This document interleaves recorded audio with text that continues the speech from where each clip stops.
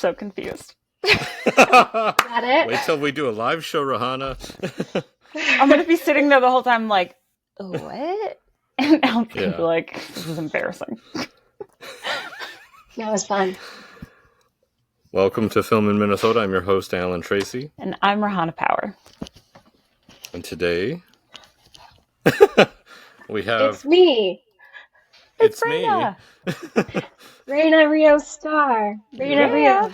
Hi. Hello. Hi. Reyna. How are you? I'm good. I am recovering from a cold, a long cold, and so hence therefore I sound a little stuffier than normal. But I think you for sound having me. amazing. We're Thank very you. excited to have you. Thank you. I'm happy to be a part of it. I'm glad that this moment's happening. I've been following you guys and Alan and you and Film in Minnesota and the interviews that you guys done. So happy to be involved. Absolutely. Yeah. We've got a lot to talk about, a lot to ask you.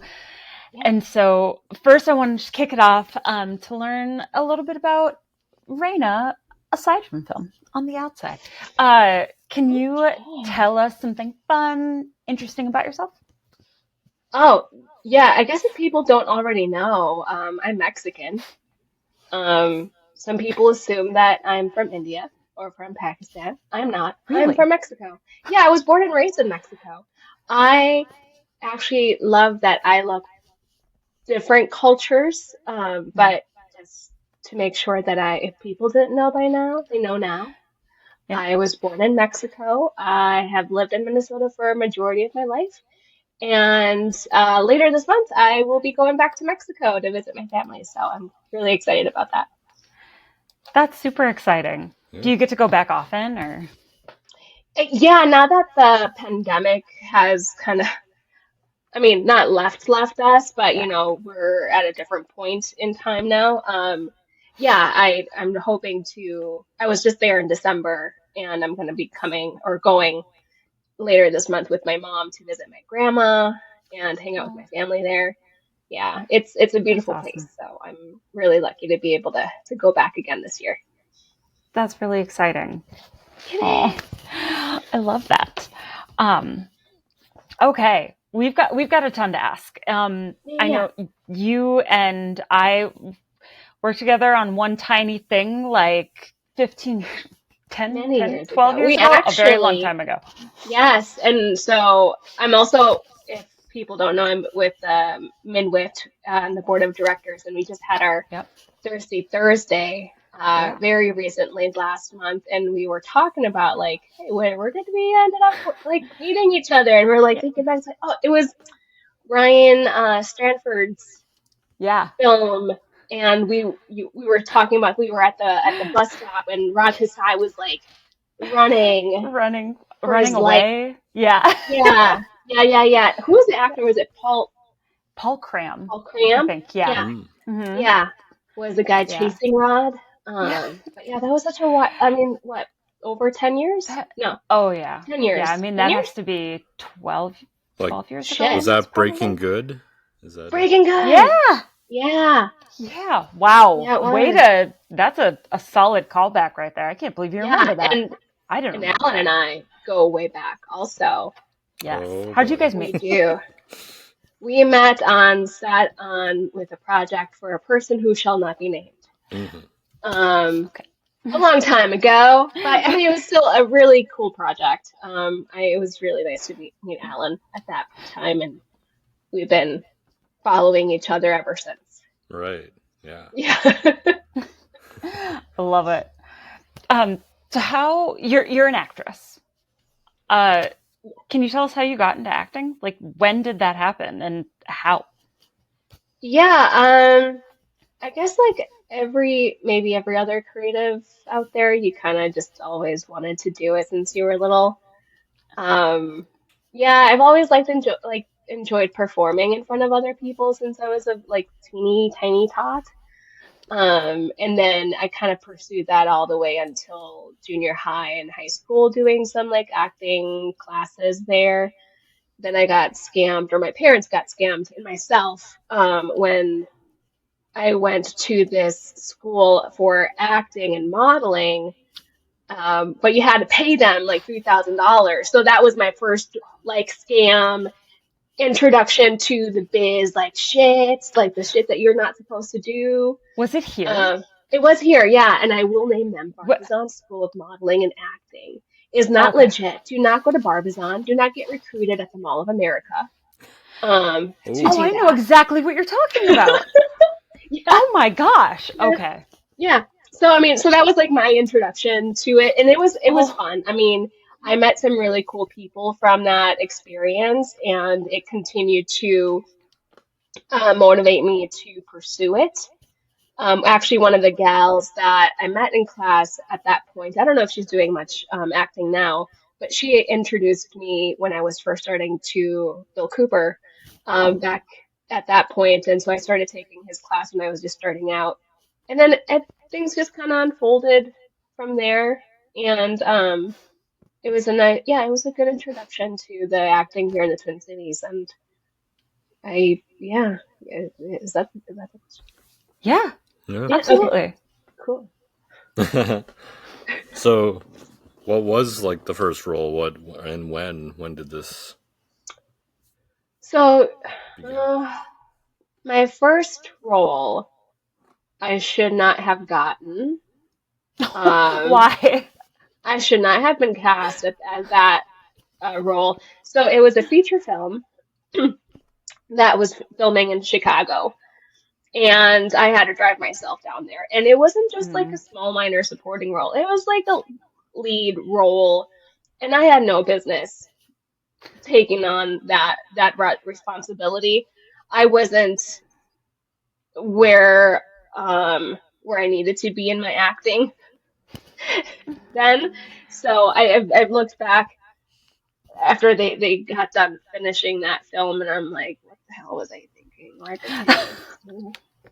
And I mean, you're young and you think it's a great opportunity, and you like take it for what it's worth, and it was the experience. I think the beautiful part about the filmmaking in general, it's the people that you meet along the way. Mm-hmm. And I was blessed to be able to even still be in contact with some of the actors from that film. And it was a vampire Western movie. Huh. Interesting. That sounds like... I'm so curious. Yeah. So were you a vampire, or were you a non-vampire with the vampires? No, I was the vampire. Yeah, but obviously the sun in Chicago didn't melt my skin off or anything, and it's just it was quite the experience. That was it. So that was like what, 2011, 2012. Oh, okay. Okay. So it was a while back. And yeah.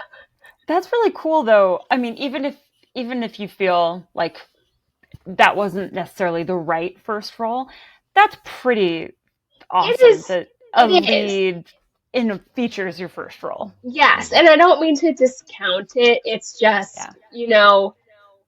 knowing what I know now and knowing the standards of, what to expect on set. Yeah. It's I call it like a feature film. Yes, like it has all the things that it needs to be a feature, but I guess when it comes to like professionalism, ethics, things like that, it just wasn't, up to par. And again, when you're just starting out and you have star in your eyes and you are susceptible to that kind of like persuasion or like, I'm going to make it big, you kind of get sucked into the feeling of like, this is going to be my big break. But, in hindsight, again, great experience. The people were on the production side were decent. Not the director so much. Yeah. What? That will happen. That will happen. But yeah, everybody else, the actors, the talent, I mean, super nice. And again, collaborating with each other, and that's a beautiful thing. Mm-hmm. And then you make friendships along the way that you get to keep for hopefully the rest of your life. And I think that's the most amazing part. Even again. Mm-hmm. I digress. Go ahead. Other questions. More questions. I love it. So I know on your website, which we'll call out a little later, you've got, for acting for beginners, you've got like videos and resources and things like that. Do you like teach as well, or just try and help like how people coming into it are like, I don't know what to even start with? Like that? I don't teach. Honestly, my thing is like, I would have loved to have those resources when I was just first starting out. Knowing what to look for, knowing who to go to with insight. I wish I had, but you kind of do a lot of trial and error. You make mistakes along the way. You learn from them. And my hope is that by being able to offer this resource for up and coming talent, that it'll be a simpler process and they kind of know what to look for. But yeah, people call me or they'll message me and they say, hey, I have somebody either that's in high school or who is just new or wants to get introduced. Like I'll talk with them, like no problem, about like what it is that they want to do, but also being realistic. Everybody, I mean, not everybody, I should not say everybody. Myself, a lot of when I first started, my motivations was like, the fame, celebrityism, and I think sometimes that's a lot of sun. Hold on, which way do I go? Avoid the sun. You got a flare? Jesus. Okay, that's all right. I got a lot to flare. A little shading over the camera. A little, yeah. Yeah. Oh my goodness. All right. Well, maybe it looks angelic. Yeah. Okay. Exactly. It looks angelic. You've got a glow. I'm glowing. Glow on, Reyna. Yeah. It's a sign. It's a sign. But I will say, it's like I think when I talk with people, I want to be realistic about what to expect, especially in this market. Being an actor here for over 10 years in the Twin Cities kind of makes you aware of like who's doing what, who should be involved, what should you be involved in, what classes are happening. And so just making sure that when they're first starting out, they have, this groundwork of like what's happening is super helpful, but also knowing that if they want to pursue, if the person I'm talking with wants to pursue more than just the Twin Cities market, then, referring them on to other people who have more experience than I do in different markets, is something I'll talk to them about. But yeah, it's definitely something I've put some thought behind it. I have to update it just because there's more people now in the Twin Cities that could offer a little bit more insight as well. That's amazing. I love that you have that because, Thanks. I mean, I know you mentioned you would have loved to have that when you started. I was the same way. Like that would have been game changer. So that's really cool that you have that and that you have those conversations with people who want to go into it. Like it's really kind of you, first of all. And it's just really cool that you kind of add one more resource out there for people. Yeah. And I wouldn't charge for it either. I'm like, no, this is just a way to pay it forward. Yeah. Like, I'm hoping that if they find this, whoever finds this helpful, that when they're in their journey or on their journey, they can do the same for the next person down the line. Because I mean, that's what it's about. Absolutely. Yeah. So you help others. You're an actress. Is there another role in like the filmmaking process that kind of intrigues you that you maybe want to try or have tried and you really like, or you're like, nah, I'm good. Front of the camera and then I'm good. So I do produce now. So that's one of the things that I have been focused heavily in the last couple of years is on the producing end. One of the things that I had told myself in the past, and if anyone's listening to this, if you're an actor, I would encourage you to explore all facets of the film industry. outside of being in front of the camera. There is so much that you can learn. I I have had to learn really like fast and furious over the last couple of years about different parts of production. I think all of them are super valuable to filmmaking. Everything kind of works in conjunction to one another, and you can't do one thing without the other part of the team. Yeah. For the longest time, I was stuck in this mindset that kind of said, "Oh, if I work on crew, then people will only see me as crew, and they won't want to see me as an actor or talent." But the thing is, and that's where my fault was. Like, no, I should have just gone to crew and learn everything, because then I feel like I would have not had to learn so fast, so furious, everything so quickly. But also you develop different relationships with different people, in a different way. You know, I've worked on over, oh God, and it's not as many as other people here in town, but over 40 short films, and you know, working with many different people over that span of years. Yeah, it's just different, and I encourage everybody who's listening to just give it a try. To try out working in crew. It's fun, and it's laid back, and you get to work with people that you like. And there's also in some capacity a nice relaxation element to it, because when you're on camera, there's a lot of stress and pressure that goes into it. Like, you know, when you get to just show up on set and just hang out with your friends and not have to worry about where am I where are my feelings and my character today. Right. Yeah. Interesting. Yeah, so it's but yeah, I would say the producing part for me has been the most fun. I really enjoy it. There's something about helping create a story and putting pieces together to like all the elements that make up the project in a more logistical way. And so that to me has been, I didn't know I was going to like it as much. But I do. And I think that's why I keep doing it.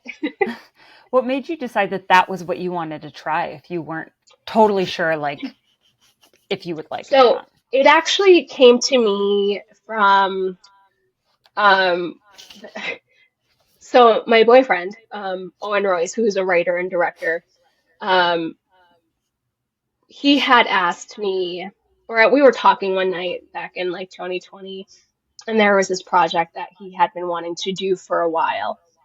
And I was like, well, if you had to make the one project of your life, what project would that be? And so he talked to me about Searchlight. And Searchlight is my first producer credit that I have ever done. And he asked me if I'd be interested in helping produce. And I'm like, I don't know anything about producing at all, like anything. And I don't know how it happened. I feel like maybe I just blacked out through the whole process. I don't know. Maybe trauma lives there. I don't know. But I will say it was such a big learning curve of an experience. Okay. Oh my God, this light. Here. Okay. All right. Maybe this will work. Okay. So it was such a learning curve for me, and I learned again really fast. I had really great people like Christopher Powers giving me a production handbook, book like this thick. And I'm reading back to back. I'm learning, I'm asking, I'm just trying to like pull at whatever I can to make this project work. And by the grace of the powers, we made it, we did it.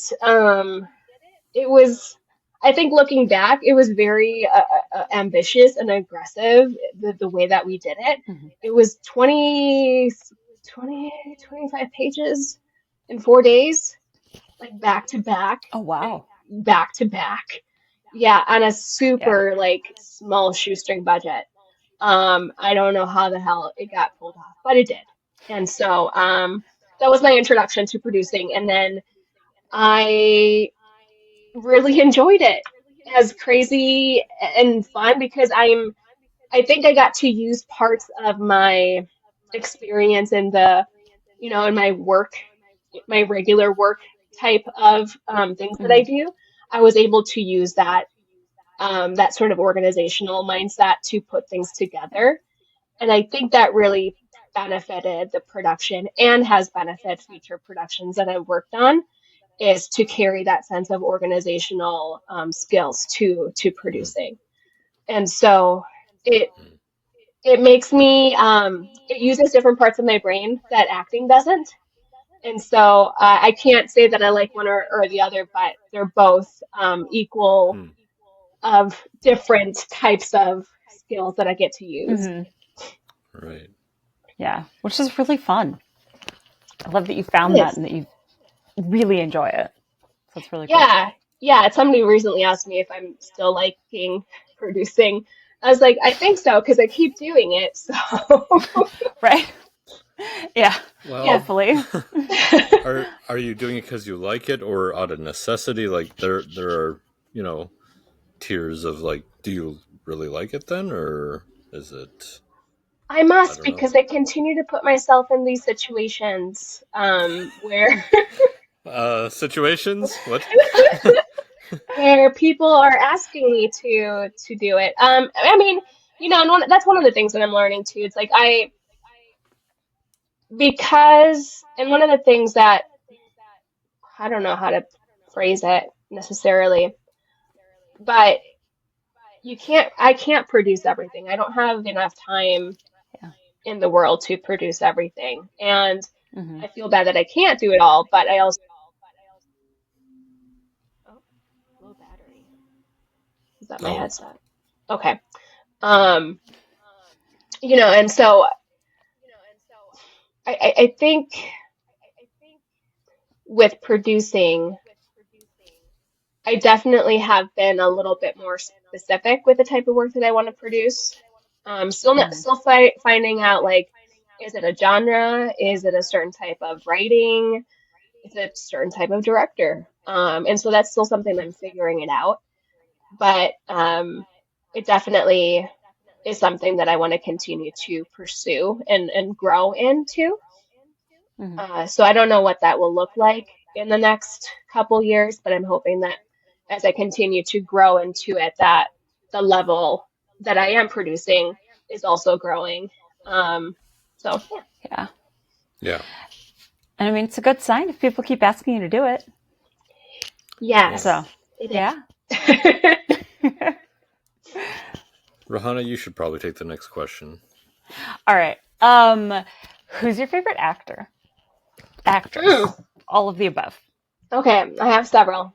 Okay. Claire Danes. Yes. Claire Danes. Brittany Murphy, rest in peace. Angelina Jolie, believe it or not. Yes. And Mark Ruffalo. So those are my top actors that I really love their acting styles. Claire Danes was always my number one, followed by Brittany Murphy, rest in peace. And yeah. But those are my actors. I think there's something about how they create living beings, but they seem to use a lot of themselves within that and create dimensional beings that are so true to I think to humanity.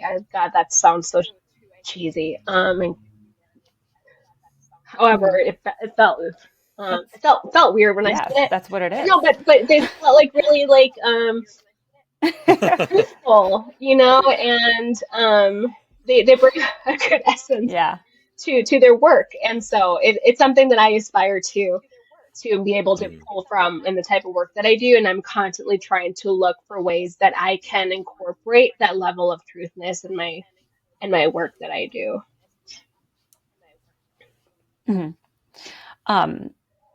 are any of them, that's not the way to word it, are any of their movies, do they happen to be your favorite movies? Or is it more anything that they're in, you're going to see? Like, you're going to give it a chance kind of a thing, just to experience their role in that. Mostly give it a chance to what they've done. Like, I love Claire Danes in My So-Called Life. And then she recently did, oh my God, what was that big show, the show that she was in? She played an FBI agent. Homeland? Homeland, yes. Was it that? Oh my God, that was such a kick-ass role. And then, anything Brittany Murphy was in up until she passed, I loved watching. And then Angelina Jolie, if, she's not doing any sort of Marvel stuff, then I'll watch it, but I don't know. You don't like Marvel? You guys are gonna like Disney. I'm like, I don't nerd out on that stuff. Also, I haven't seen Star Wars or Star Trek. Oh. Okay, Reyna. Sorry. We're going to have a little intervention here. I've seen some Star Wars? Some of like the newer stuff, like with Diego Luna. I've seen that, like the episodes on Disney. Yeah. Andor. Like, okay. Yeah, and Andor.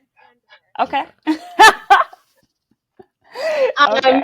But yeah, but like the movies, like the 9 movies. Yeah, and I'll tell you why. Okay. And I was talking to a friend of mine, Laura Hart, who's a makeup artist. We were on set about it, and we were talking about that. And the reason why Star Wars isn't a thing for me. So me and my sister didn't move to Minnesota until 1996. And growing up culturally, we didn't really grow up watching that. So it wasn't ever really something that was ingrained in our childhood to like want to watch. So we were watching Sábado Gigante, telenovelas. We were like very like Latino culture type of stuff that we were watching. So we didn't grow up with that. And so there's a lot of pop cultural references that even to this day, like I just don't get, because it's just not something that I grew up with. Well, good news, Reyna. Disney Plus now has nothing but nostalgia. So if you really want, right now at movie theaters, episode 1 is showing. We actually just went and saw it last night. Go. Oh, nice. Yeah, so you can experience it in theater again, just like in the 90s. To all other non-Star Wars watchers wants to go watch Star Wars with me. There it is. Yeah, so that's my that's funny. Secret. That's okay. It's a secret podcast. It's okay. No one Yes. Right. Wink, wink. Oh, funny. So what's your favorite movie, or like your top 3 or top 5 or something, depending on how, like, I'm indecisive, so I've got like a top 10, but like. Sure.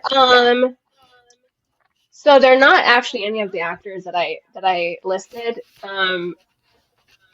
They're okay. So my favorite one has to be of all time is Apocalypto. I love Apocalypto.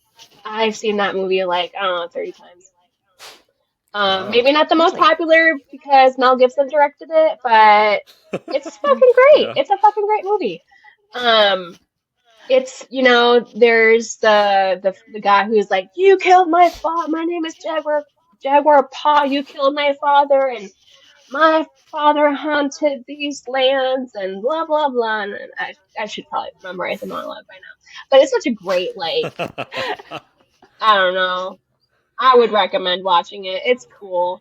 It's like one of those things, like if I didn't have anything else to watch, which at some point, with all these series on the streaming platforms, it's sometimes my go-to, like, hey, Apocalypto, there it is. I'll watch it. And then after that would be Whiplash. That's another one that I just can't enough. Yeah. Really? Yeah, I think it has a lot to do with like the soundtrack. Honestly, I think it's the music that really like gets me. My friend Linda Dahl, who's also another fellow actor here in town, she's great.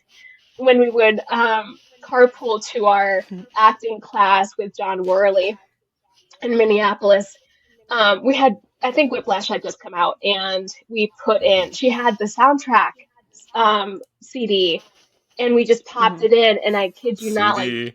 yeah, like we went like the whole car ride, like just like fake drumming and scatting and like, doing all the drum stuff Yes. and all the beats of like, this is what's gonna happen. And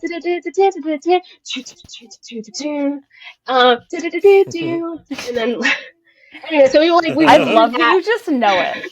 I love it. Yeah, Yeah. it's such again, it's like I think the music is just so powerful in that film, and Yeah. you can really I mean, music and the score and the music can help elevate film so much. Oh, yeah. Obviously, I don't. Some people have other opinions on it. I love the way music elevates a project and gives it more life. But again, you don't want the music to be the end all be all that makes your movie. But there's a balance, and I think they did a good balancing act there. But yeah, Whiplash. Interesting that you bring up Whiplash. I I was in Hollywood at the time during the Oscar season for that when it was nominated and won for Best Editing. But I happened to go to the editing like nominees, like I think it was at the Egyptian, and they had all the editors from the American Editing Association there. So, and then like I heard him talk about like editing Whiplash and how like Damien Chazelle had a very interesting approach to it. So it was just interesting because after that I was like, of all the films that were up there talking about editing, I was like, I think Whiplash is going to win and it did, but it was just like the way they talked about it during their presser was just it made sense. So Yeah, and it definitely brought a lot of really cool elements. I mean, the acting alone, and then I don't know. I think as an actor, and keep checking my battery here because I feel like my battery is gonna die, so I'm gonna have to plug in real quick. Um, there's a line that God damn it, what's his name? The actor, the older Miles actor. Teller. No. Oh, I'm horrible. Richard. No. no, J.K. Simmons. No. Yeah. So this is also a hard one. Just forgot the actors' names. That's okay. There's a lot of them. So J.K. Simmons. So there's this line. No, not him. Sorry, Miles Teller. He's about to break up with his girlfriend in the coffee shop, and the reason why he. Alert. Oh yeah. You guys haven't watched it. He breaks up with his girlfriend at this coffee shop, and he delivers this line. There's actually two really great lines in this one that really resonate with me as an actor, and it's the one is to his girlfriend is that he doesn't want to he wants to be the best. So to him is I want to be the best, and that's why he's breaking up with her because he thinks that she's going to keep him from being the best drummer he can be. Which is a really shitty reason to dump somebody, but I'm like, hey, you know what? Yeah. Props. I see you. That's fair in my mind, especially when you want to better yourself. And then there's also another line in there that J.K. Simmons delivers, and it's towards the end, and they're talking about how the worst compliment that one can receive is good job, because then it doesn't make you feel like higher standards for yourself.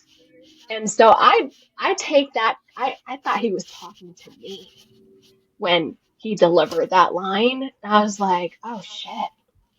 Okay.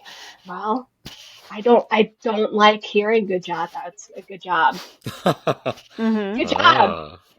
I'm like, yeah, because I'm like, well, I don't want to be good. I want to be great. Like fucking Miles Teller in Whiplash. Yeah. So I think that's what I'm chasing is greatness in that sense. Yeah. Yeah. I like it. greatness, betterness, like getting better at what you do. Yeah, exactly. Constantly growing. It is, and it's about, challenging yourself. It's about making sure that you're consistently growing and learning, educating yourself, trying out new things, and not settling for just good enough. For me, for my standard of how I want to work, I don't want it to be good enough. I want it to be great. I want it to be better. Yeah, let's hear it for Whiplash. Woo! Oh, yeah. Oh, yeah. A little more appropriate, maybe. Brilliant. They're drumming. So, is there, when it comes to your acting process, maybe your producer process, what is that process? Like, what do you start with first? Where do you go with it? What is it? Method? Is it what? Super method. I was about to believe you. I was like, oh my gosh, so intrigued. Super. I guess tracks. I'm still figuring out my process. Actually, it kind of shifts and varies depending on like what I'm working on. But I think like if an actor were to be listening and asked me, I mean, I have worked with several acting teachers in the Twin Cities. But I think for the most part, when you're breaking down your script, and this also goes on the producing side too, you break down your script. On the acting side, you break it down like with, who are you? Where are you? Who's in the scene with you? What's your relationship? What's your objective? Where were you? What are you doing? Where are you going? Try to ask all the questions that you can. Another dear friend of mine, Lily Rains, introduced me to this acting teacher out of Los Angeles, Warner Laughlin, and I've been really into that style of process, breaking down the script, which is more healthy, and I've been applying that to a lot of the work that I've been doing recently, and I feel such better. I feel better about the process in general because you're exploring behavior and you're getting to use your imagination and create, circumstances and a history for your character, and then really finding ways to hone in on, the emotions or not the emotions, but the behaviors that are happening, why those behaviors started, and then maybe like coming through or going through a process of recreating a past history or event that maybe sparks some emotion or feelings within you at the moment that you're recalling these historical moments in your life, in your character's life. So that has been super helpful. But I'm also trying to implement that with like other things that I've learned along the way. Like, is your character head feeling? Are they chest feeling? Do they lead with their head? Do they lead with their chest? Do they lead with their hips? And physicality type stuff that might be, interesting to incorporate and making choices based on that. Also listening to music, what's my character soundtrack? What are they listening to? What do they vibe off of? And those workings. And I think right now something new that I'm trying is not to work on the memorization part until my character has been more developed. I used to previously just memorize everything as quick as I could because that to me at that point seemed like the most important thing, but it's not. Those lines are there as a roadmap to like what's happening and what you're saying. And there's so I guess that's my process, and that's it. Thanks. I don't think I've actually really shared that out loud before. But it's nice to speak out loud about it. and share that, because even myself still, and now I'm trying to figure out what that process is and like what do I find more helpful right now.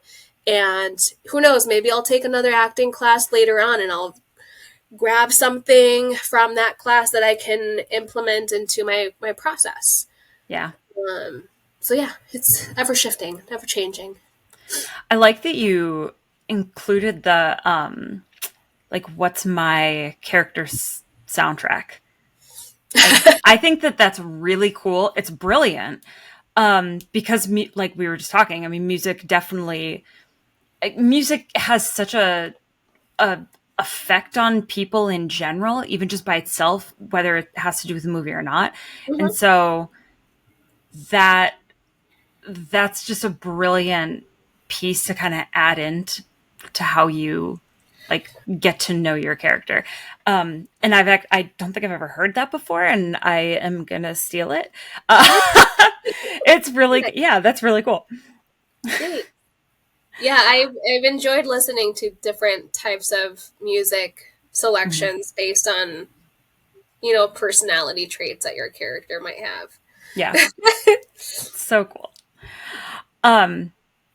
So I'm curious, you've been doing this for roughly 10 years, something like that. You've been interested into acting for a very long time since you were little. If you could give your younger self like one piece of advice, knowing what you know now, whether it's little Reyna, who's just like, acting's fun, or like Reyna going into auditioning to be a vampire, like just any version of you that you think could use specific advice, like what would you tell yourself? That's a really great question, Rihanna, because I think this is advice that I can give myself today and hopefully to my future self, is that what you said, it's like, don't stop forgetting why you started to do this in the first place. And if it feels good and if it's fun, keep doing it. So I just want to make sure that I continue to find the fun element of the work that we do. I think, now more than ever, especially as you get to be more involved in productions or, excuse me, you become a little bit more, I'm losing my voice now. I guess I guess what I'm trying to say, it's like, as you start to dive into the industry and the ins and outs of how the industry works, sometimes you can get jaded or discouraged and disappointed in the realities and the hard truths that comes from being in the field. It's not easy work at all. It's constantly putting yourself out there, even when you don't want to. And that's a struggle, to put yourself out there so that you're able to, hey, I'm around, I'm here, I want to work, with the notion that you might not. So I think finding moments of enjoyment of the process, even the ones that are shitty, even the moments where I'm like, I didn't get this, it's okay. I don't really care whether I book something or not anymore. I'm like, I'm doing it because I like it. It's a chance for me to be able to continue to explore, different parts of my process. Like, okay, is this working? Is this not working? Yeah. And just trying to have fun with it. And I'm hoping, little Reyna and also future Reyna continues to strive to still have fun and find joy in these moments. And that's what I'd say. Just keep finding that fun. Yeah, I love that. That's so important, and I feel like a lot of people don't think about that. So that's pretty perfect. Thanks. And I would say like it's the industry, and it's sometimes it just doesn't go the way that you had originally hoped, but it's still, I don't know, it's cheesy when I say it's like, it's part of your actor's journey. Everybody has their own journey to go through. Yeah. But it's so true, it's though. True. Like, you know, you can't compare yourself. And I think that's like a death sentence when you start to compare yourself. Or, you know, I don't tend to do this as often, but I know there is a period in time when like I am seeing what other people are working on. And I'm just like, oh, why am I not working on that? Yep. And then I'm reminded, no, Reyna, you are working. You're just working on different stuff. Yeah. You know, and sometimes it's like a little kick in the head, like as a reminder, you might not be working on the projects that you want to, but you're still working. And at some point there will be a project that will align with what you're meant to be working on. And until then, it's just still finding another window to get into, to climb into, to break into, windows. Just like peek into? Yeah, peek into the windows. Take a little glimpse. Yeah, what are you doing? No, I mean it's just all part of the process, and Yeah. I plan to go to Z-Fest, Best-of-Fest, and be like, do you have a job for me? It's like, I'm just kidding. But yeah, it's just kind of like no, I get, we had a conversation about that's coming out just kind of before this one a little, about just the film life, you know, how the ebbs and flows of projects, and you notice it also through like even the more accessible people from like Hollywood, just seeing like the big year that this actor has. They have like 4 movies come out in 1 year. It just, that could be accumulation of the 4 previous years in 1 year. So when no one saw anything, so it was just like okay, and then suddenly everything comes out. So you know, and I've made a conscious decision too about not working on, I mean, having the luxury now. I mean, I think when you're first starting out, you want to try to work on everything and anything that you can, because you're trying to build your resume up. You're trying to build your reel. You're trying to network. You're trying to get exposure to the industry so that you can work on more projects. But I think as our market's still very, very small compared to other markets. So there's only so much work that you can do. And at some point, you know everybody. You know, you run into a lot of people. I'm like, hey, I know you. I know. It's the new people that are coming up that I'm like, I don't know you. Should I know you? Okay, I should know you. Because you just don't ever know. But you know, I feel in such capacity.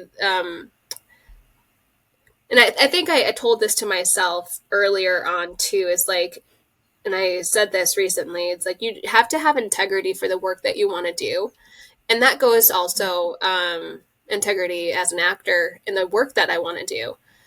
I won't work on just anything, and it has to fit within a certain scope of things that are in line with what I want to do. You know, also anything that has like a negative connotation or a stereotype against the Latino culture, I'm very opposed to that. I do struggle with that still though, because sometimes those opportunities are the ones that are like, you want to be a maid?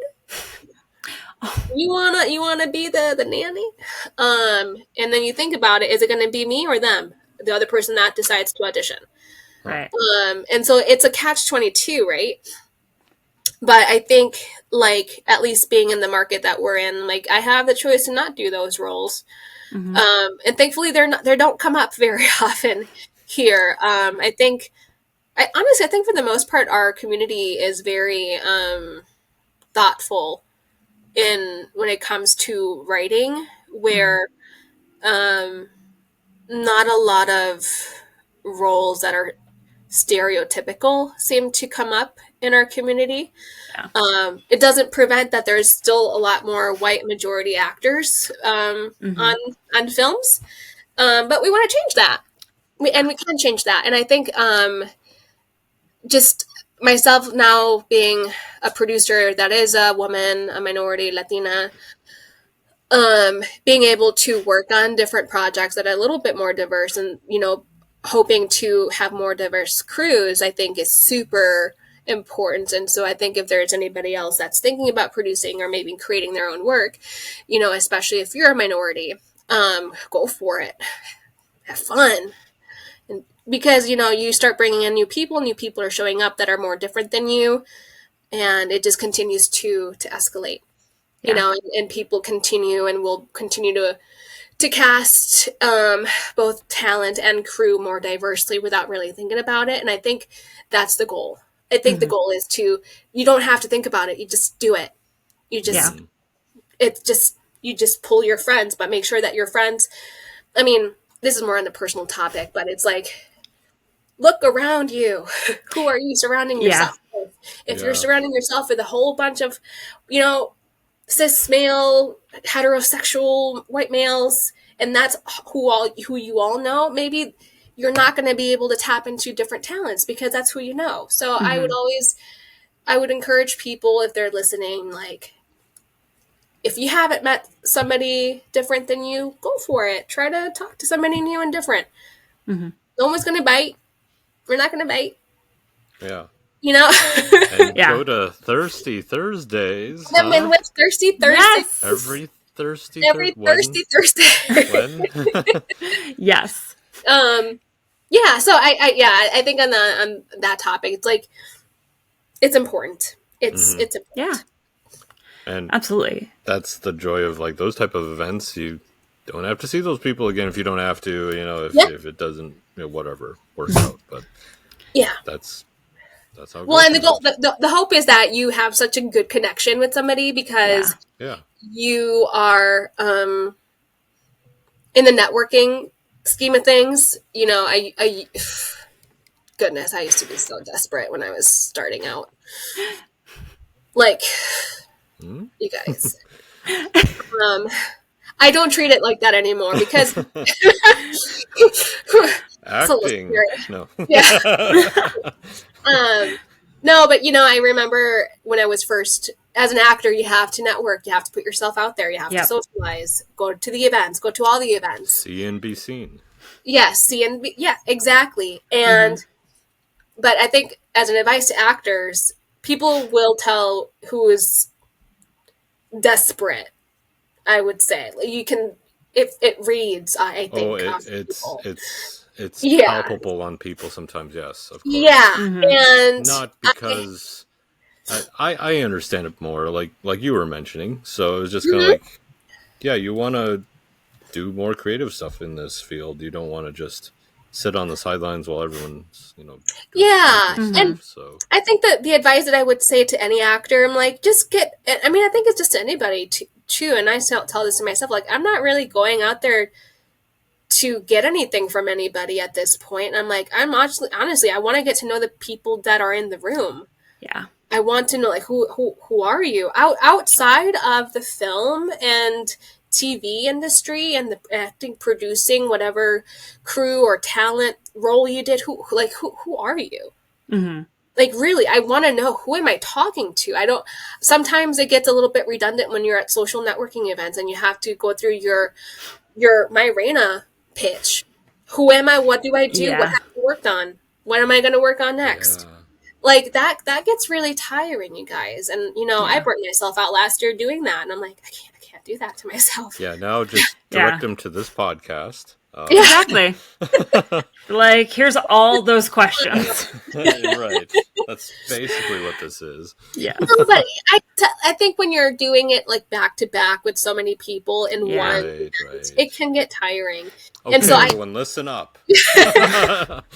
So I like to find a couple of people or a few people that I haven't met, and I'll talk with them and I'll get to know them, and hopefully from that build a more solid foundation of a relationship and even like a friendship from that connection. And it might be like, hey, let's go get some coffee and talk about like future stuff that you're wanting to do. But it doesn't, I don't know, it feels less, I guess maybe for me, it feels more authentic and real for me to make that connection instead of coming at it from like, what can you do for me? Yeah. Otherwise it feels very like salesman-y. Yeah. And that's just an icky feeling. And I'll tell you this. So before I started producing, and when I started producing, and I showed up at events presenting myself as a producer only, and when you tell people that you're a producer, people will look at you very differently. And I got that from actors. All of a sudden, you're treating me differently. How so? Tell me more, please. Yeah, and like, I don't know, it's sort of, you can feel in their approach when I think somebody wants something from you. Like, it's such a weird dynamic how that works. But I started to notice it, and I was like, shit, okay, that's different. I was not expecting that. Yeah. But yeah, it's very different than just being an actor and just introducing yourself as an actor. Mm-hmm. And then I'm like, oh, you're an actor. But I love actors. Actors are great.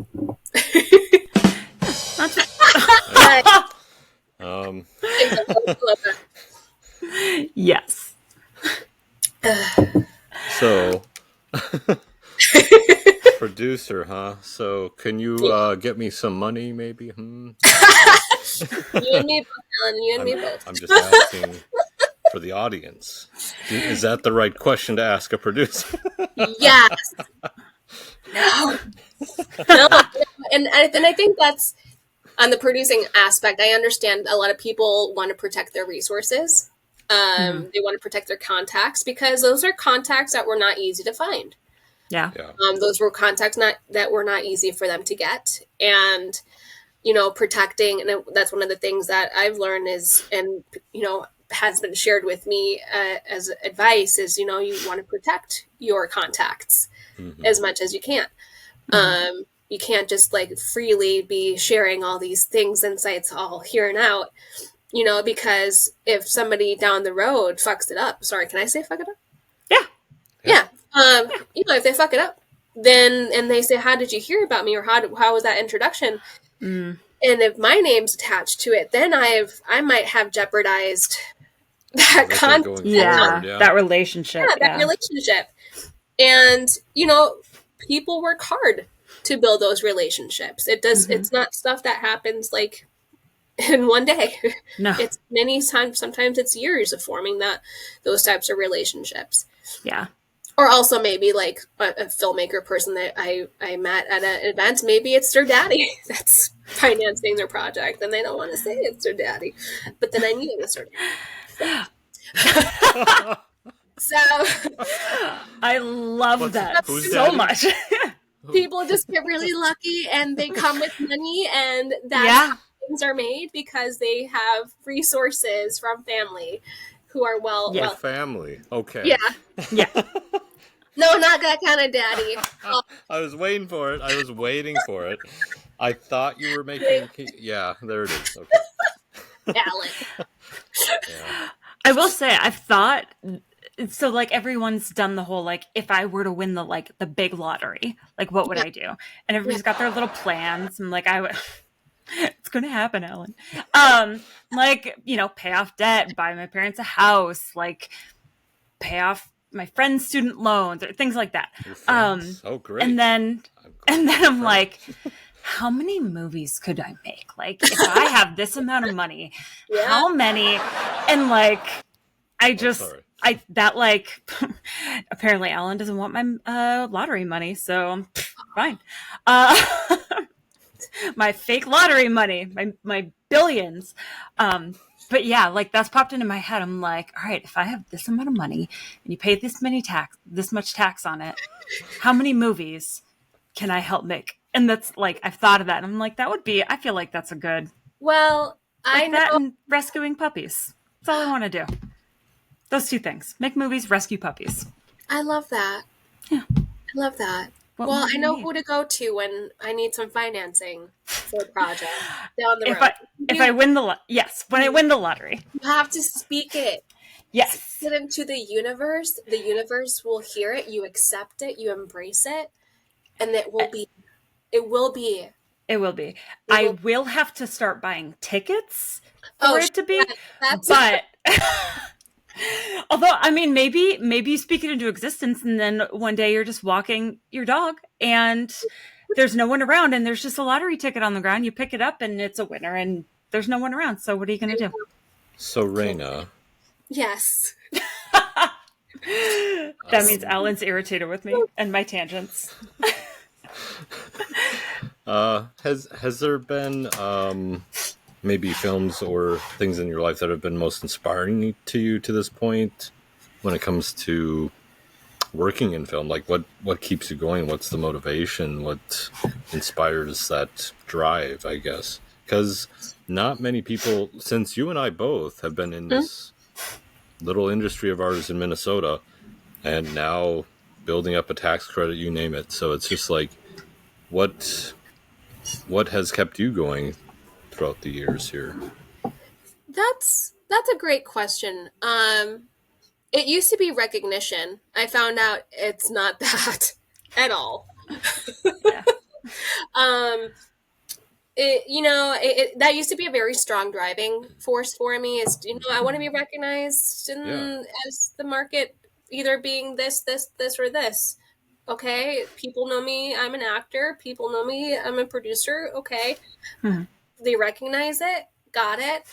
But it didn't land the way that I thought it would land. Yeah. And so I'm figuring out something different, like what's motivating me now. And that's still like my pursuit of like, why am I doing what I'm doing? Yeah. I'm doing it because I like it. I like it. The good stuff, the bad stuff. I mean, it's not that it's bad. It's just like, the stressful shit. And finding peace within that. But I guess if I could call it anything right now, it would just be I really like being in a room with people and we get to do this thing called filming.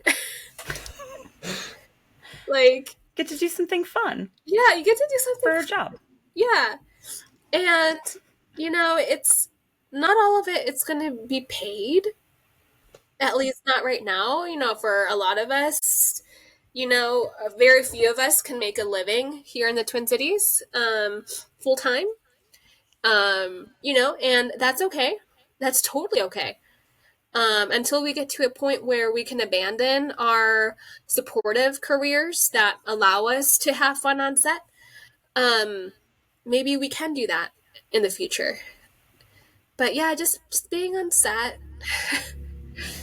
with friends, new ones, old ones, and just making, creating, collaborating. Mm-hmm. That's pretty cool. Yeah.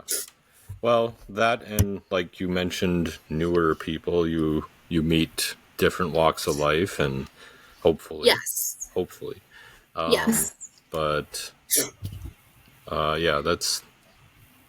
it's a tandem of things. It's just but like you said, just coming down to creating this thing in a room or wherever you are. I think I don't know, maybe it's like little Reyna child, you just want to be included. Yeah. You want to be a part of something. Yep. And the fact that sometimes you get to be a part of something and that you get to be included in conversations like these, or you get to be included to participate in a panel, or you get included because you're invited back for a callback, or you're invited to be a part of this film. It's serves your inner child need. And shifting from looking back to looking forward, what is something you would like to do now more than ever? Is there something or maybe you're working on it? I don't know. Well, I'm the producing, and I'm in post-production for a couple of projects, and hoping to find a home for a couple of or several of these projects that I have oh God, what's the word? Not available. Yeah, just like learning the film festival strategy market thing that people do, and like finding out, will these films have a home? I hope they have a home. You know, as a producer, you like, I hope they find a really good audience through the film festivals, and you know, hopefully something cool happens from that. I think so. I'm excited for those opportunities when they present themselves, and I don't know, you know, which project it will be. There's always something that will be the launching pad of this next thing, but until then, you have to keep working on something next and produce more, or produce something again until you land on something. And then I guess on the acting side, so I'm exploring different not that I'm moving out of state, but I'm exploring different markets, expanding my reach when it comes to audition opportunities. You know, there's only so many, at least paying projects here in town that I can audition for. You know, and are they roles that I want to, can I see myself? I mean, not that it's my job, it's the casting director's job to kind of bring me in my agency to call me in.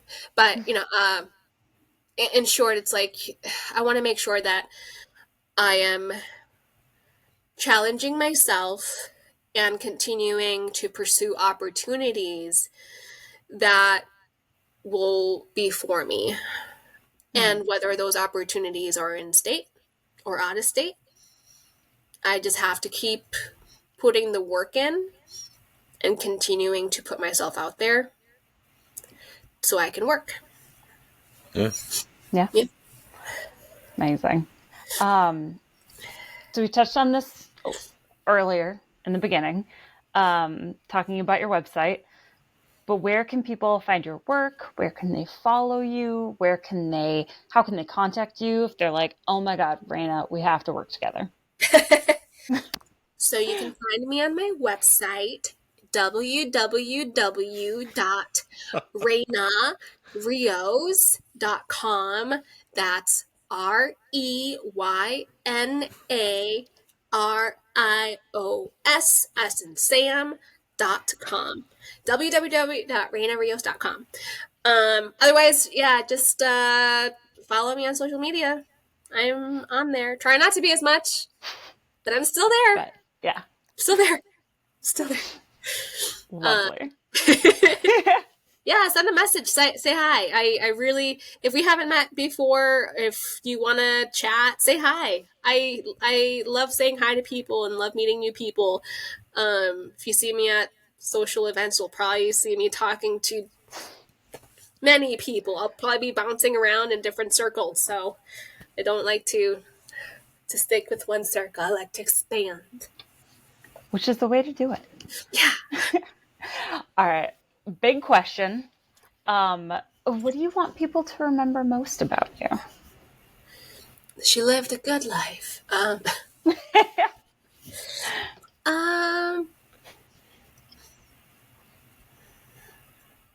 guess maybe I tried. You know, I just keep trying. And I keep trying to do better work. And that I still have integrity in the work that I want to do. And that I'm staying truthful to who I am as a performer and as a producer, as a person, as a human. Most importantly, I just want to... Yeah. Yeah. That's so important. It is. I like that. Amazing. Yeah, Reyna, it's been a joy catching up with you here. We've known each other for the better half of a decade here. So, I know. Yeah. So I'm happy we had a chance to run into each other, but also see each other here and have this conversation. It's really nice. Thank you both. Absolutely. Thank you for taking the time and joining us. This was really fun. Getting to talk again for the second time in the last 10 years. So yeah. really excited that you were here, and that, thanks for taking the time out of your night. Yeah, thank you. And hopefully I won't be so sweaty. You know what? I'm not sweating, I'm glistening. An actor friend of mine says I'm You're just glowing. Glistening. Yeah. I'm glistening. Exactly. I love it. All right. And thank you to our listeners and viewers. Until next time, this has been Film in Minnesota.